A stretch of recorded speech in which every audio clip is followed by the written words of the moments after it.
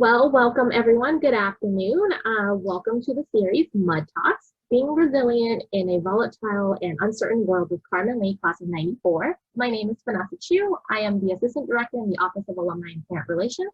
We thank you for attending today's event, and we hope you and your family are safe and healthy during this time. This talk is being recorded and will be distributed along with presentation materials after the event. Please feel free to type your questions in the Q&A box, not into the chat, and we will try to get through as many questions as we can after the presentation. Now, to briefly introduce our speaker, Carmen Lee, class of 94, is a compassionate guide and life coach helping clients uncover their innate capacities and fulfill their goals and desires. She is passionate about helping leaders rise above their circumstances to experience peace, joy, and freedom. Today, she will discuss how being resilient allows us to navigate troubled waters gracefully while creating a positive impact on those around us during unprecedented challenges. I now turn it over to Carmen. Carmen, take it away. All right, thank you, Vanessa. Let me first try to share my screen.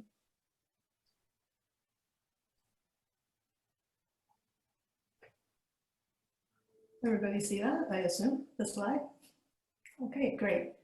So good afternoon, everyone, and welcome. And it's truly an honor to be here speaking in the Mud community because I graduated here from 1994 with an engineering major. And I think back about the gift of Harvey Mud for me is really helping me set the stage to develop myself as a whole person, which really supports me to move from my engineering career, being a project manager, into being a life coach. And so this is the opportunity for me to give back to the community in terms of based on what I've experienced through my life, working with clients, what I can bring to you. And I really trust that you are gonna get a few golden nuggets from that. And so today's topic is being resilient in a volatile and uncertain world. There's a lot of things going on. So the agenda for today is that we are going to talk a little bit about resilience and stress. The connection with the two. And I'm going to talk about different ways we can boost the resilience. And then finally about keys to building new habits. So there are, the information that's going to be presented is really a combination of behavioral science, holistic healing background that came from, and also positive psychology. So just so you be aware of that. It's really a broad range of knowledge and information. So let's start defining what resilience is because we might have different understanding. So from the dictionary online, it talks about that it is our ability to recover from or adjust easily to misfortune or change. So recover and adjust is the key, right? That's underlined here. Then I went to American Psychological Association and really find this definition more resonating deeper within me is it involves bouncing back. And I think a lot of people can relate to bouncing back from difficult experiences. And then it also talks about profound personal growth. So it's not just about bouncing back, going back to the way we were, getting things done as if things are normal, but use this as an opportunity to grow ourselves in a different way. And I think this is what all the things that we're experiencing in this country and outside of this country, what we're doing is an opportunity for our growth. And so it's looking at what can we stop doing and start doing something different. So uncertainty and changes can be challenging for many people because it's unknown. A lot of times we have certain routine in our life. We know, we get up in the morning, used to be before COVID, we might have breakfast, and, associate with our kids and then start going to work and come home. Then things are pretty set. And all of a sudden now it's just like we don't know whether to wear a mask or not, restaurants are open or not, whether salons are open or not, we don't know. And so we don't even know when this is going to be over, or is this going to be a new normal? And because of this not knowing and the changes that are constantly going on, it creates this uneasiness within ourselves, and we have to be constantly on alert. So it's really fire up our systems, like to be on the lookout for what we need to pay attention to. And as a result, it actually creates more energy drain because it's really consuming to be paying attention a moment, because a lot of times to be energy efficient, if you will, our system, our nervous system, of the way our body is it goes on autopilot. But then now, because of so many changes and so much unknown, we don't know, and that leads to stress. So this is the stress curve developed a long time ago, and stress is not necessarily a bad thing. You know, there's positive stress, optimal stress, and negative stress. And so from the left-hand side, you see that, you know, when there's not enough stimulation, people get bored, they might get tired, they might want to eat some junk food, you know, they might feel sleepy. But at some point when you have enough stimulation going on, you get into that optimal state where you actually feel like you're achieving, you know, you feel the satisfaction and even happiness of achieving certain things. You know what you're going for, clear goal, you can accomplish it because you set a plan, you go for it. And you can perform really well, and there's creative juices in your mind.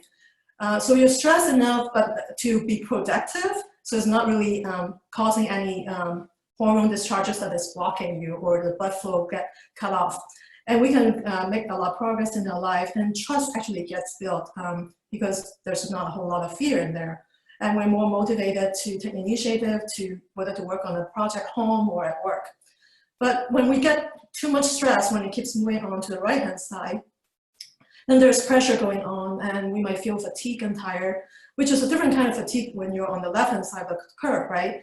This one is just really heavy and it's dragging you, and then you feel anxious, and there might be resistance coming along the way. And people, you know, feel like sometimes it used to be maybe in an 8-hour day they could accomplish so much more, and now it seems like in the 8-hour day they cannot really get as much accomplished. And so that's kind of discouraging, and life seems to be out of control, and we might tend to focus on what is not in our control, wishing things were different. And sometimes we might have panic attack, and then the heart is just pounding and pounding. And we continue to push ourselves without knowing some tools to really take care of ourselves. That can lead to burnout and depression. Now, we're not necessarily staying at a certain spot on the curve all the time. What I find is that, let's say before COVID, if people have a pretty good way to keep their life, you know, themselves resilient, they can move up and down the curve pretty quickly. But for those people who are not really orienting themselves that way, like building time for self-care or being aware of where they are in their mental emotional state, a lot of times people who are type A personality like to push harder and harder, and sometimes people with ADHD, they thrive on pressure. And what has worked for them is that the more I push, the more results I get. But this is really not the time to push further, because there's only so much that our system can take. A lot of us are being overtaxed in our system, and we continue to push ourselves to act and function in life as if it were normal. It's really not serving us, and it's not serving our loved ones, it's not serving our employer or our business if you have one. So what is the effects of negative stress? Again, stress is not necessarily a bad thing. To understand, you might have heard of autonomic nervous system. There is a sympathetic nervous system. It's really helpful. So in the ancient days, you know, our ancestors, you know, they have to be on alert to make sure that when they go out and hunt, if there's a lion coming after them, you know. And so, you know, if they see some movement in the forest, and they have to discern quickly whether this is a rabbit or it's a tiger. And so if it's a tiger, they need to run away, or if it's like an animal that they think they can fight, then they fight it. And sometimes, you know, those things are protective mechanisms that we really need that, because our physiology responds differently when we detect certain stress. And it's all for good things. It's just become a problem, again, when we stay on too much on the right side of the curve, our whole system gets constricted. What ends up happening is that the blood flow goes to areas where I think we need to fight. So it diverts the blood to go to places that we think there's a danger or emergency. But sometimes it becomes a false sense of precaution. And so and we end up, you know, not sleeping very well, and digestion is not going really well, and I'll start having all kinds of sensitivity in our gut. But on a regular day-to-day function, a prolonged stress that constrict the system, preventing the energy to flow, the blood to flow, will cause decline in brain function. So how does that show up? You know, people might be forgetful, and they might say, well, you know, at work they say, well, I'm going to get that to you tomorrow, and then they totally forgot about it. And it's not personal, it's just how it is. They have too much stress, they get forgetful. And it might show up as not being able to focus and listen. And listening is a very important skill in communication, especially now these days, right? So if we're not able to fully listen to what other people are saying, we might only take 10% of the message, and then we take that 10% and go do something else, which might cause issues. And I have seen experience in organizations where one mistake, because somebody didn't hear something quite right, it caused rework and mistakes, corrections, and like something that could be taken care of in one day, all of a sudden would take 3-4 weeks to do, because we just didn't really get the full message, and then it just gets spin into a totally different direction. And because when we are really under stress, we want to be in the protective states. So what we end up being is that we become risk averse. What it might show up is that the mind tend to exaggerate what could be going on. And so maybe there's something happening. So let's say, for example, I have a big water leak in my house in the past week. And before I could find something to fix, I find my mind started almost like seeing, oh, maybe there's like big, huge pond of water in my crawl space. So I don't even know for a fact if that's true, but it's like, as a worst case scenario, what would I have to do to make sure that everything is okay? And there are all kinds of ways that we prevent ourselves to brainstorm the right solutions for us. And as a result, when we become risk averse, we are really limiting our options in terms of how we can tackle the challenges. And when we're constricted, because the blood flow, again, is not flowing really fully, and the energy is not flowing, and we feel drained. And when we are under chronic stress, not sleeping well is a common issue, along with digestive issue. And with all these things, we're not sleeping well, and we're tired, we have these negative thoughts going on, assuming the worst case scenario, let's say, then we're more prone to illnesses. So it might first start out as some insomnia, then it might become some digestive issues, and also then we start knowing some aches and pains in the body. And if we don't take care of it, allowing that stress curve, we travel along that stress curve on a chronic basis and long-term basis, then what's going to happen is that we might develop adrenaline fatigue, autoimmune diseases, all kinds of more challenging health situations. So that's just some awareness in terms of when we notice that we are having these thoughts coming in, being really risk averse on what are we going to do about it. You know, use this information as a way to, oh, okay, I'm probably under prolonged stress, I need to do something, which we'll talk about later on in the slides. So let's see here. Optimal stress, this is in the middle of the curve. So when our system is not under constant stress, we are under enough amount of stress in the middle zone where we can actually function optimally. Our mind becomes focused and sharper. You know, our reasoning is a lot better. And again, I want to point out that how our mind responds to situation has nothing to do with our IQ. I don't really care how smart a person is. And I know there are a lot of smart people here from the school. So it's really not about IQ, honestly. It's just about how your system is responding, your nervous system. So when system constricted, we talk about it. But when your system is open, because you have certain practices that keep you in optimal zone, you're more resilient. So your mind is sharper, you can focus better, you can actually listen what people are saying, and you can remember things correctly, as opposed to perceiving things that didn't really happen, which create a lot of misunderstanding sometimes and complications. And because your system is open, you are more available to the options and solutions that are available for you in terms of tackling situations. And because energy is flowing better, your blood is circulating better, the chemical messages from your neurotransmitters is flowing through freely, so you feel more energized, and naturally you're more immune. I want to share with you a story in terms of how it can affect us in terms of our mind. I was talking about, you know, it's not really about IQ. A man recently contacted me and he said, well, can you help my daughter? And his daughter is like 30-year-old working professional apparently, but apparently her daughter is smart and knows herself, and she has to go through some exam in order to have a promotion. But what happened is that when they're going into this test center, even with COVID, they are all needed to go into a test center. When she was hearing people like pencil marking or pages flipping, she got really anxious. And so as a result, no matter how much she knew and how smart she was, she couldn't do well in the test, and she failed it multiple times. So that's one of those things that can happen when we are not in the optimal stress zone. So it doesn't matter what we know, when we're under stress, we behave differently. And in terms of open to possibilities, you might know this, that there are organizations and companies who will offer training to people. But during COVID, you know, they used to have in-person training.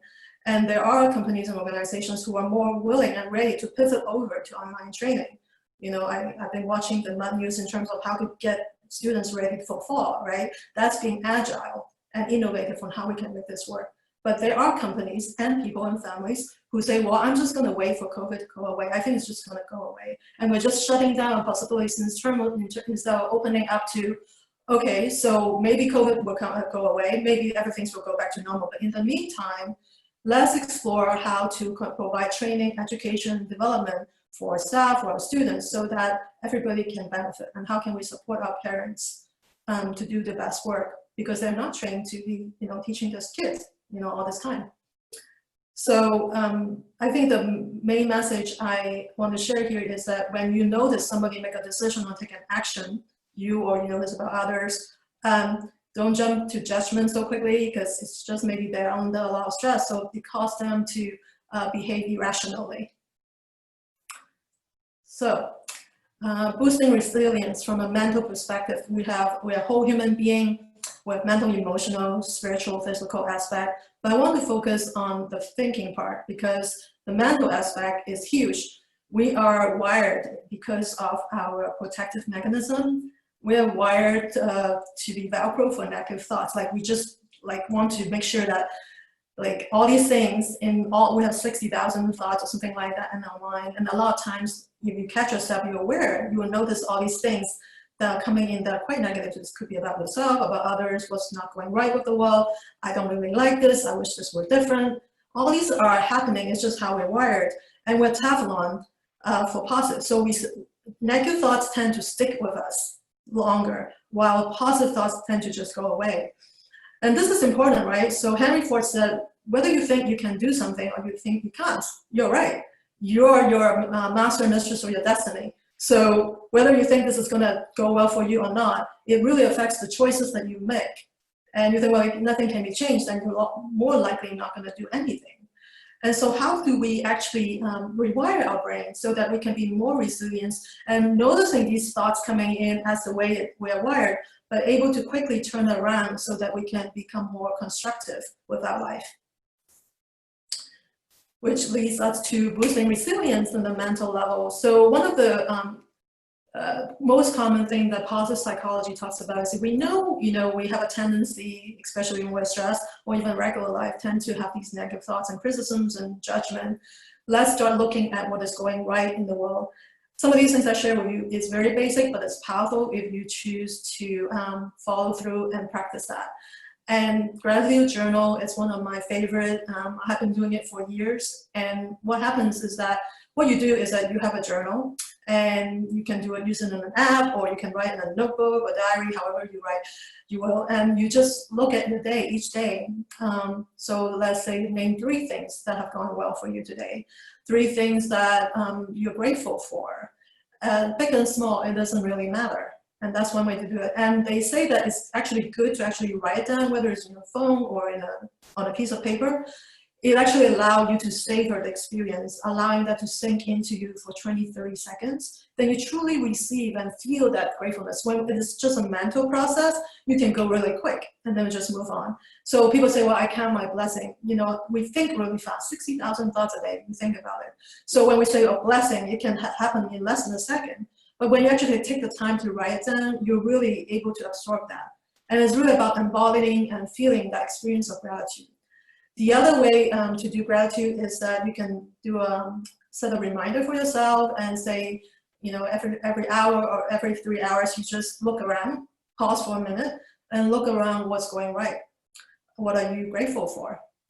So, it's just sitting here, maybe it's like, well, what is there to be grateful for? I'm here doing a talk on a subject that I love. I'm truly grateful. My internet is working. Yes, it's really smoky outside. I'm in Northern California because there's a wildfire over here. Yet, because there's AC and I'm in, sealed windows and all that, I can breathe fresh air. There's so much to be grateful for, clean water.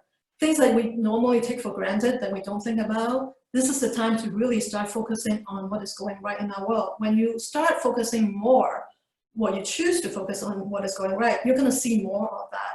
And that's a practice. It cannot be just say, I understood the concept and move on. Appreciation game is something you can do with a friend or with a loved one. There can be a lot of tension going on in the family or with your colleagues because where we are right now.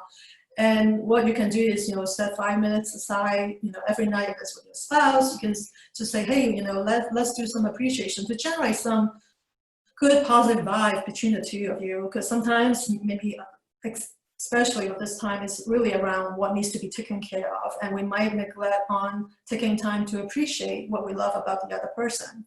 So at the end of the evening or day or at dinner, whatever you will, take the time to say, I can practice saying what I appreciate, my spouse, and he can say the same thing back to me, and we go back and forth. And it's not like, oh, thank you for taking the trash out. That could be one way of doing that. But a more meaningful way could be, well, I really appreciate that you really go outside to, take the trash out on the day that I've been really busy. It's normally what I would do, but then you take care of that. That means so much to me. When you take time to elaborate what you appreciate about this person, it helps them feel good, and you can generate some really more love and trust and credit, and it makes a wonder in your relationship. Lynn Trist, she's the founder of Mama Alliance. She does a lot of work with global hunger before. She did a lot of work with global hunger and then moving into helping with the Amazon forest through Mama Alliance, and talk about the soul of money. And she talks about what you appreciates. And this is going back again to how to train our mind to focus on, the things that are going well, and so allowing that to multiply. And it's just really direct our mind to pay attention. So inner smile is actually a practice that I want to go through with you guys, even though I can't see you. I want to put us in a state to be connected with ourselves. And this is a guided visualization, if you will, or meditation, where it combines multiple things. We're going to spend 3 to 5 minutes, depends on how it goes, on practicing connecting with our body. Because a lot of times we're in the mind, you're here listening to me, taking in information, and it's really a mental thing. And so we want to drop into the body because, we are as much body as our mind, right?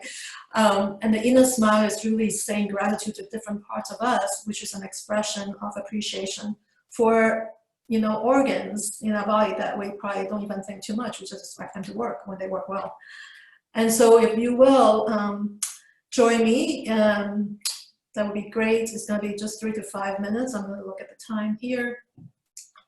And let's start taking in some deep breaths. And you can close your eyes if you feel comfortable doing so. Breathing in nice and slow. We are not in a hurry. I'm slowing down to encourage everyone to take nice deep breath. And when you're taking slow breath in, allowing the oxygen to go deeper into your body, is not just to the lungs. Allow the breath, the oxygen, to go all the way down to your belly. When you practice deep abdominal breathing, it actually helps to relax you, allowing you to be more present and attentive and focused. And you would notice you can put a hand on your belly and just see when you're breathing in, is your belly expanding?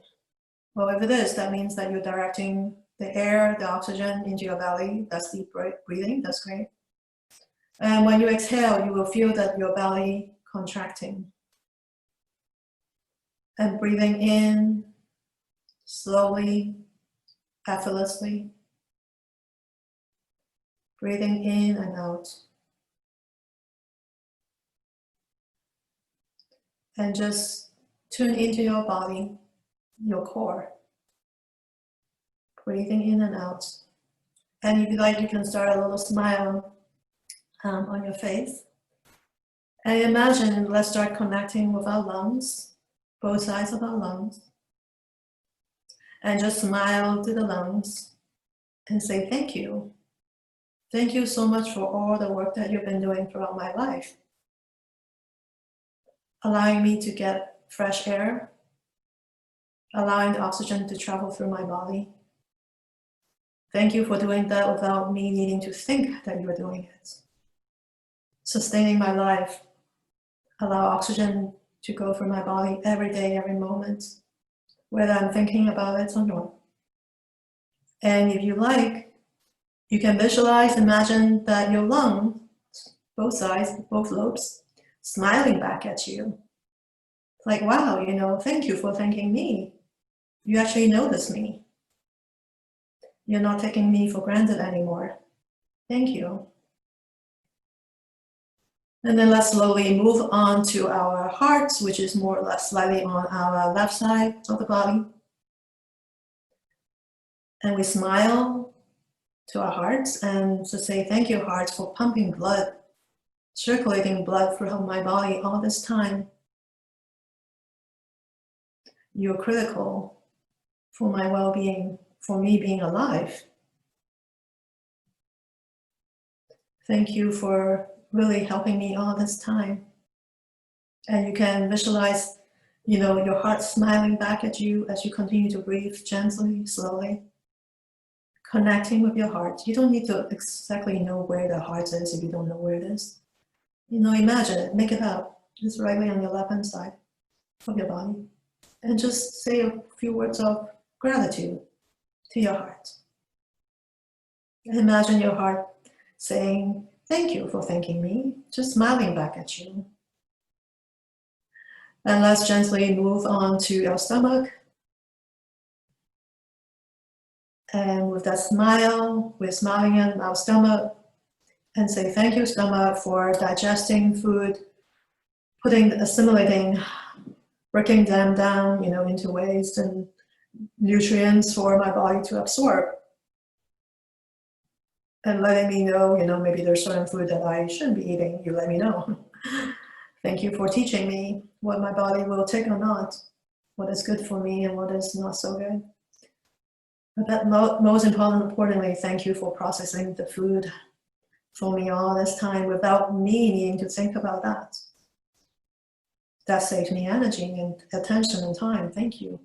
And you can imagine again that your stomach is smiling back at you, appreciating that you appreciate the stomach. Take a nice deep breath in and out and feeling your belly expanding. And let's go slightly to the right, which is where your liver is. And we go say hi to the liver, smiling the liver. And imagine the liver is looking at you, smiling back at you, and you can say, thank you, liver, for detoxifying. You know, the chemicals that I use, you know, from detergents, soaps, and pesticides from my food. Thank you for detoxifying. And liver actually helps us filter out toxic emotions too. So there's a lot of work the liver does for us. So thank the liver for all the hard work that he or she has been doing, and smiling to your liver and feeling connection with your body even more. Take a nice deep breath in and out. Slowly move to the left side of your body where your spleen is, which is in charge of fighting infection, working with as part of your lymphatic system, boosting your immunity. It's probably one of the least recognized organ in my mind from what people usually focus on. So I want to give a big thanks to my spleen on the left side and say, thank you, spleen. Thank you for all the work to keeping me healthy, doing your best. Whether I'm staying up all night, you know, working really hard, maybe I don't really remember how to take care of myself, but you help me ward off some of the illnesses, strengthen my system. Thank you so much for strengthening me. And smile at your spleen and imagine that your spleen is smiling back at you, feeling the gratitude in your body. And take a nice deep breath in and out. And when we're breathing in to our belly again, feeling that your belly is expanding when you're breathing in. And when you're breathing out, your belly is contracting. So let's breathe in and out a couple more times. Breathing in and out. And if you have your eyes closed, you're welcome to come back into your space. Continue to have that conscious deep breathing.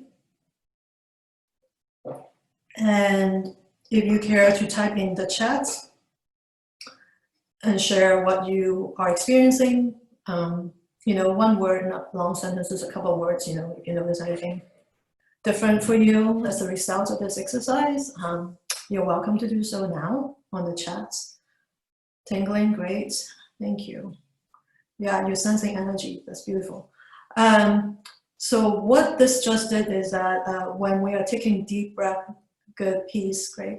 When we're taking deep breath into our belly, we are really activating our parasympathetic nervous system, which is countering our stress response.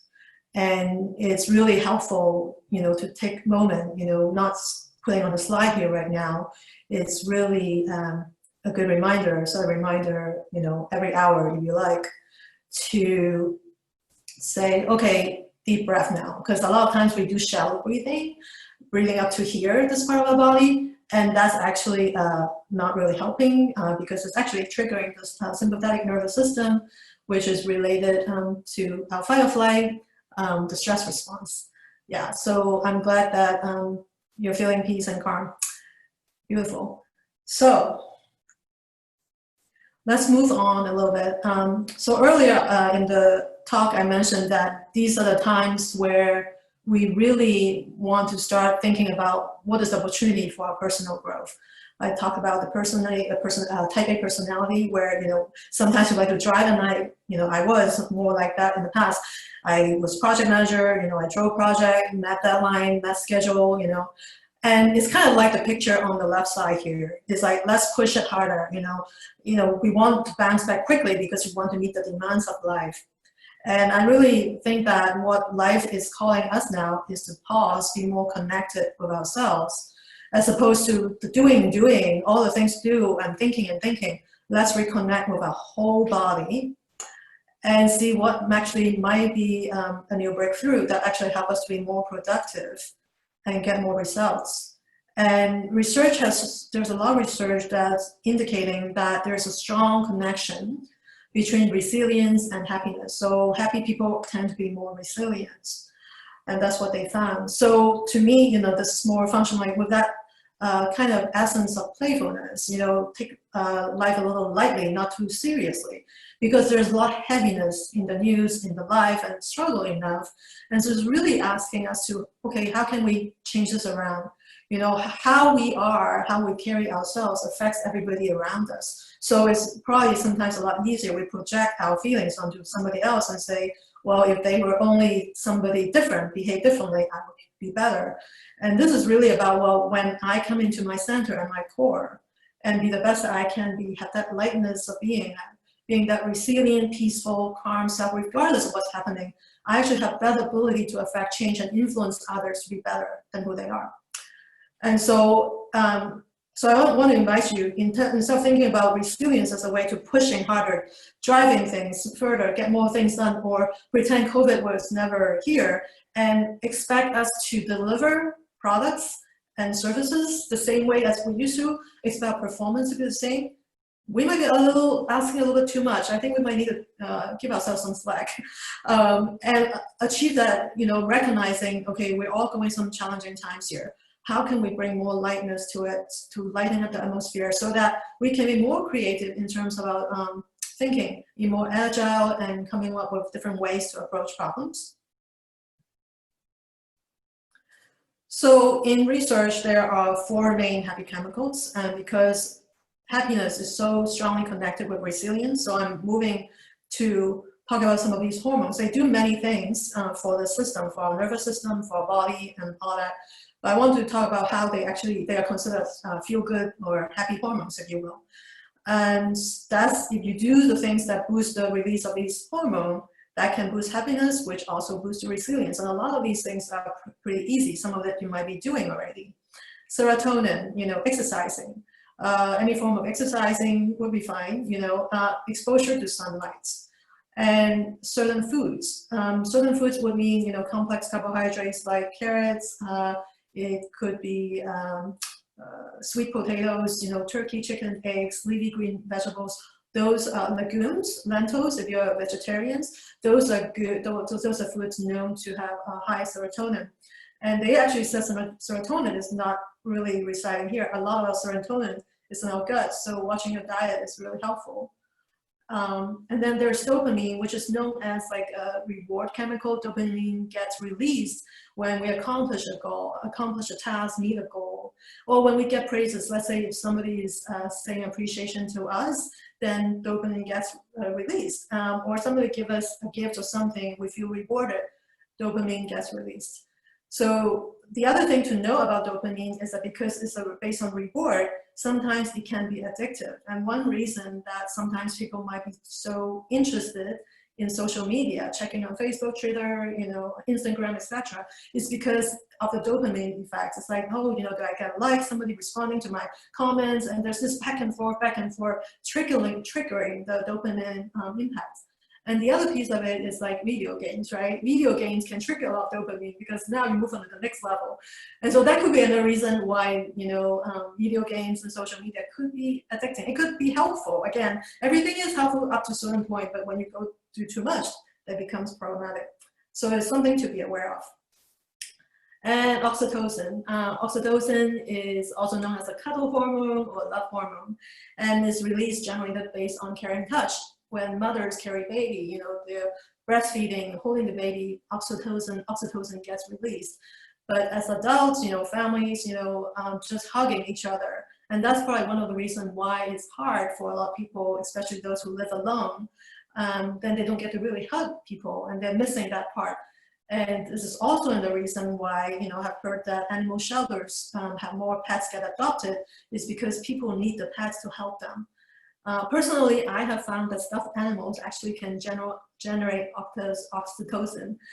So that's something, for the kids, you have young ones in your family. Social support is very important. We are, social animals. And if you cannot be with people physically, there are different ways to do it. I have heard people, decide to meet in the front yard, but they keep their social distance. Maybe everybody bring their own food and just keep the distance, maybe wearing a mask, or just keep your distance. Or go on Zoom, do a teleconference, or, check with each other on, social media, or have a group call, WhatsApp, however way. There's so many different ways to connect with each other virtually. Instead of staying stuck with, well, I wish it were different, because I used to see my families every week. Yes, we wish to, but just staying there, thinking about that, what you wish would happen doesn't really help. It doesn't allow you to be present in the moment of where we are. And trust also builds oxytocin, and that's really important too. And then there's endorphin, and endorphin gets released also with exercises or stretches, according to the research that I found. And laughter is also helpful to release endorphin in the system. So one way that you can combine things together to make it more efficient for you is that, let's say you might be running or doing some really intense aerobic exercise. And right now, we're in the spirit of fun and enjoyable. If you are interested and open to dancing, and if the dances, the music make you laugh, you dance with your kids, with your family members, wherever, maybe a virtual dance party, that makes you laugh and move your body at the same time, you are allowing more different kind of hormones released in the system. And so let's just be creative in how can we generate more resilience by encouraging these hormones to be released in our system. So now, let's take a nice deep breath again. Deep belly breath. And let go. And you can always come back to this recording, because I think Vanessa is going to send out the link later. And so you can come back and revisit some of this. Now I want to shift gear to building new habits. So one of the most common, how do I say, a common misunderstanding, I guess, is people have about life in general is that if I know the information, if I have the knowledge, then it will equate change, positive change in my life, or I'm just going to do it. It's just the logical way, but actually it takes a little bit more of that.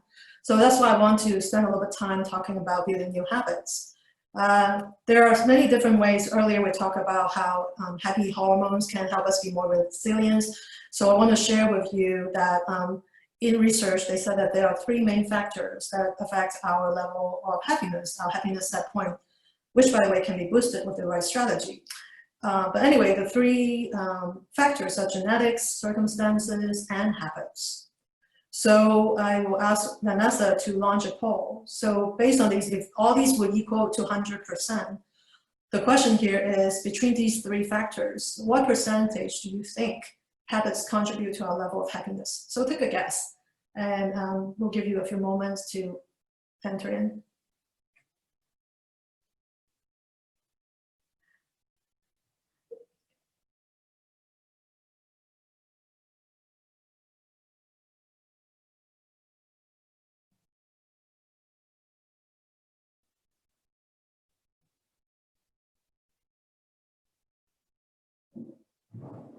All right.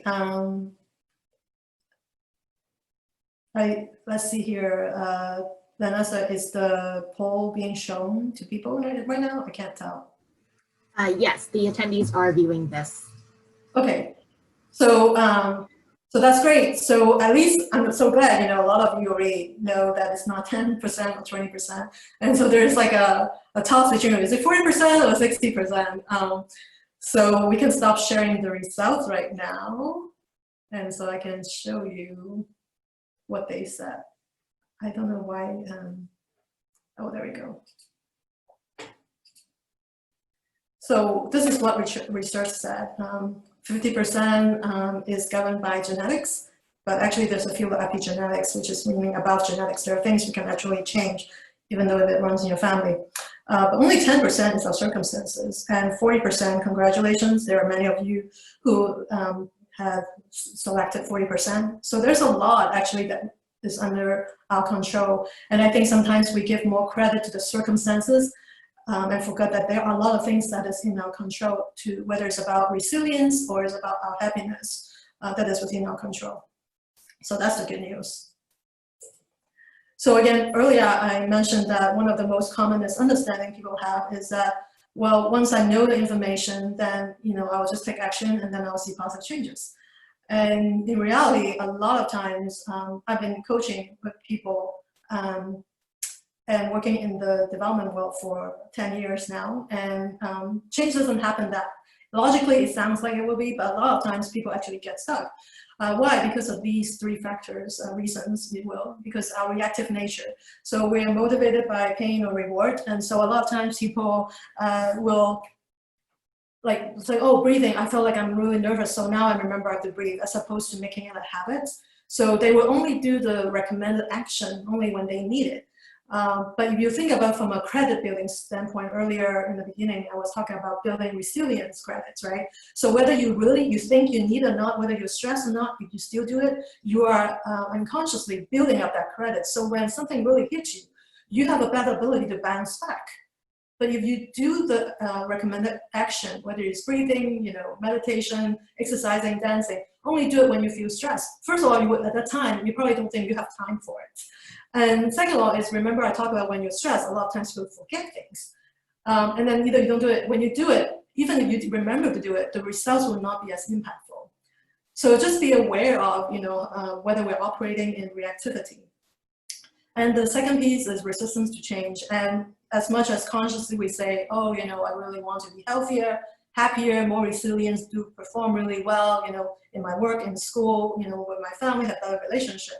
When it comes to change, I think there's a part of us that really like to stay in the comfort zone, stay where we are familiar with. And when there's change, it's almost like triggering this fight or flight. And it's like, oh, I don't know what's ahead. Is this going to really work for me or not? And so then we start telling us some stories. Instead of saying, I don't want to change, we end up saying something like, well, I don't really have time for this. Or this is not the right time for it to happen. Or some people say, well, I don't really need it that bad. I'm still getting by. And then some people say, well, I don't have the money. I don't have the right support. It runs in my family. People come up with all kinds of excuses, telling ourselves, I'm including myself in there, and say, I don't really want to change. But then they would say, oh, it's the time or their life circumstances blocking them. and then lacking of insight on the how. So information is just the information, but how is information applied to you? And I'm an engineer, it's kind of applied science, right? Knowledge needs to apply in the right circumstances, but if you don't know and you just take it for what it is, that's not going to work. So let's say you never exercises and you never exercised before and you decide to go for a run, 30 minutes, 4 times a week. Let's not go there because it's not realistic, and this is not how you build habits, and you're being too aggressive.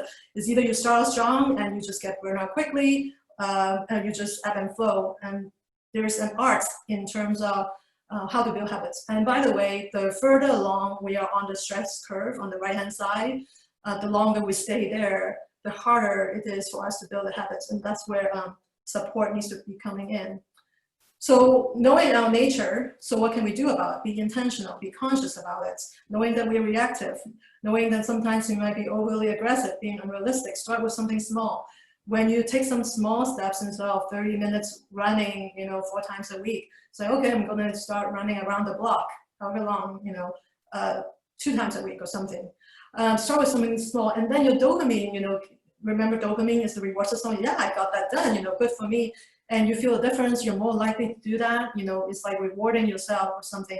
And because you're running, you're releasing, endorphin as well as serotonin. So now you get 3 different hormones working for you. So that's great. And the other thing is, because of reactive nature, you want to schedule as a priority, like brushing teeth and taking a shower. Really, there's no time for it. It's not the time to say, well, I don't have time for it. If it's important for you enough, you put time for it. Whether it's a minute, an hour, 10 minutes a day, 5 minutes a day, don't tell me you cannot find 5 minutes a day. I think it's more about conscious effort. And I started meditating years ago, starting with 2 minutes. And now I'm usually doing 20 minutes. But I didn't shoot for meditating 20 minutes a day because it was impossible. 20 minutes was still 2 minutes was difficult in the beginning, long enough for me. But over time, you just get built up. But I had to make a decision every day, make it a priority, schedule it. And make it consistent time is also an art. The structure actually creates freedom. So if you say, well, maybe after shower, I will do it, or when I get up in the morning, first time, I don't even need to think about it now. Because there's so many times you think about decisions all the time. And so if you make it a habit, you don't have to think about it. You automatically brush your teeth, take a shower, go meditate. Oh, first thing you wake up in the morning, meditate. Or a gratitude journal, whatever it is. The last thing is find a good support system. Don't do it alone, especially now. I can tell you when you can find the right support, whether it's a buddy system, a loved one in the family, or a friend who can support you. You can hold each other accountable, share your goal with them so that they can remind you of your goal and ask, hey, have you done that? And if you are discouraged, they can support you. That's really powerful. And you can do it one-on-one. You can have a group of friends supporting each other and meet once a month or once a week, every other week, however you choose, on Zoom or other video conferencing feature to support each other. And actually, talking about support, I'm offering a 7-week course on how to be happy for no reason. And it's really support people to build resilience and happiness and well-being from the inside out. So that's another level of support that you can tap into. You can email me if you're interested, or I think Vanessa is also going to send out the link later on. So before we wrap up, I want to share this quote with you because we talked about habits for a while and we talk about thinking. And it's by Lao Tzu, a Chinese philosopher. And he says that watch your words, they become your words. Watch your words, they become your actions. Watch your actions, they become your habits. Watch your habits, they become your character. Watch your character, it becomes your destiny. And so that's by Lao Tzu. And now, probably go over time a little bit, sorry. All good. So if any of you have any questions, please type it in the Q&A box. For now, I do have a few pre-submitted questions that I do want to ask Carmen. Carmen, how can we help our children learn to become resilient? Great. Children is such an important aspect of our life and our future. So a lot of the ideas that I share with you today, you can actually share with your kids. And so as parents, we are models for our children. And so they actually watch what we do, not so much what we say. So if you're going to do something and you encourage them to join you, so that's great. They can learn from you that way. So pretty much everything I share with you, you can share with your children. Depends on the age and you feel what is appropriate. And the other thing I want to share with you is that, let's see, I'm gonna stop sharing the screen so that we can come back and see this better. There's this book called The Empath's Survival Guide by Judith Olaf. And you can find it in bookstore, Amazon, wherever you like. Just remember the orange cover. From what I know, children, not just the young kids these days, the newer generations are more empathic than the older generations. And so a lot of times they might not seem resilient because they are too empathetic. They can pick up the energy of the room. They can be sensitive to that. And if you don't know how to support them because you're not empathic, that won't be helpful. And what I love about it in this book is a chapter specifically talk about children, how to work with children, your own children. So that's something to consider. The other thing to think about is that if you are aware, that we all have not just physical body, we have our energy field and biofield. It's always almost like an electromagnetic field around us. And so the empathic kids or adults, they are sensitive to the energy field. And so when there are negative thoughts coming into the field, they might be easily picked up. And if they don't know how to strengthen their field and close that out, they'll become more susceptible. So that goes back to what I want to say earlier, that we're Velcro to negative thoughts and Teflon to positive thoughts. Be careful what the words we're saying to our kids or just to another family member, to our spouse, because they pick it up. So be mindful. Thank you. So how would we rebound when your normal coping strategies are no longer working anymore? This is really what this whole webinar is about. I would say that at this time, like I mentioned before, this is the time to really ask us, whatever had worked for us in the past is no longer working. I think it speaks to so many different areas of our life. And so look at this presentation to see what you're drawn to that you might not have started. Pick one thing, don't pick too many to overwhelm yourselves, and just start practicing that. Challenge yourself to expand your toolkit. This is the whole reason. And have fun, really, be creative. Don't stick to the words that I say. You might start talking to your loved one or friends about, hey, I really want to boost my serotonin. I want to do this, and see what ideas they might have.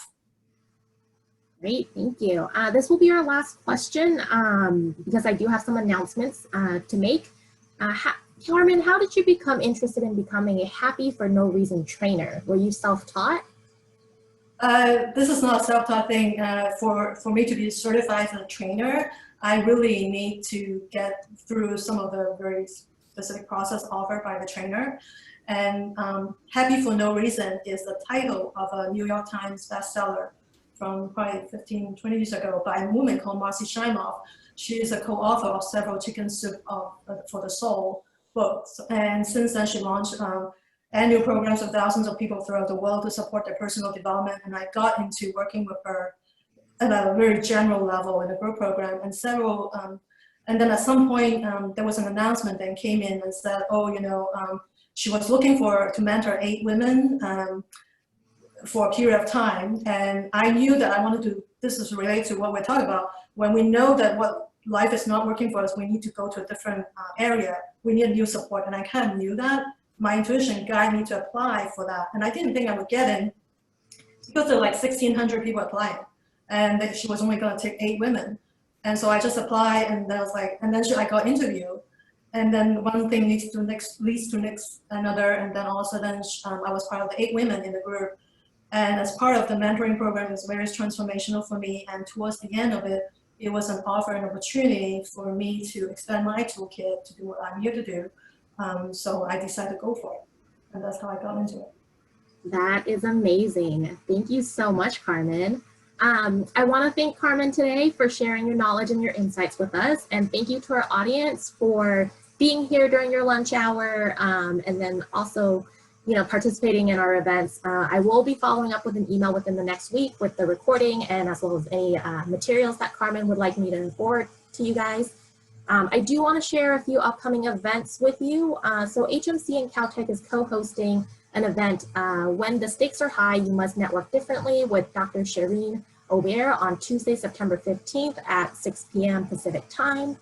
Our next Mud Talk speaker is Zach Rodstad, class of 08, who will be sharing his experiences in how teachers are thinking about the transition to virtual learning on Wednesday, September 23rd at 4:30 p.m. Pacific time. And also the Office of Institutional Diversity invites you to Anti-Blackness and Anti-Racism. The time to step up is now with Frank Harris III on Wednesday, September 23rd at 5 p.m. Pacific time. All upcoming events can be found on our online offerings page using the link included in your confirmation email or by visiting our website, alumni.hmc.edu, and clicking on online offerings. We welcome any suggestions you may have for upcoming events, or if you are interested in hosting one or being one of our future speakers for Mud Talks, please email us at alumni@hmc.edu. Thank you again for joining us, and I hope you all have a wonderful day.